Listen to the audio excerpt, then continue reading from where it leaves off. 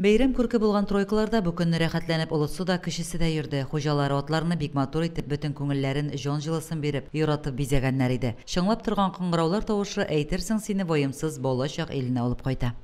2023 ел Татарстан Республикабызда милли мәдәниятне һәм гореф-гадәтләрне саклау елы дип игълан ителде. Инде безнең Мөслим районы алар гомер-гомергә традицияны саклап килделәр. Менә бүген дә шуның күренеше.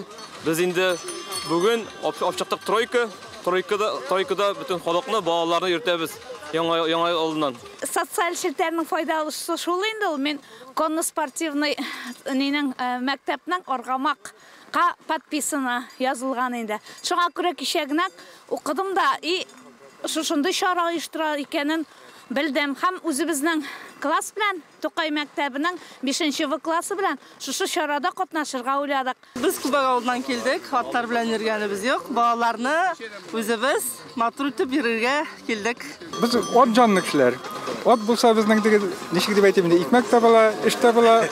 Halk da ot bilen bütün ömür şunun bilen hizmet etken, şunun bilen dünya kurgan, ot onun bütün işini işlegen, ulardan otuna indi ol, üzerine kuretege tuğanı şekilde kurgan, işçi şekilde kurgan, şoluk vakitte nişik diye aytayım, onun bilen birge yaşayan mene. Башларын кайрып, зур горурлык белән җиргә кес-кес басып, йөгереп уйнаклап баручы атларның матурлыгына сокланырлык. Мөслимебездә халыкның ялын матур итеп үткәрү өчен бик күп чаралар оештырыла. 3 атны бер итеп йөртү җиңел эш түгел. Мөслимнең Аргамак ат спорты мәктәбе егетләре бу эшнең бөтен нечкәлекләрен тоеп башкара.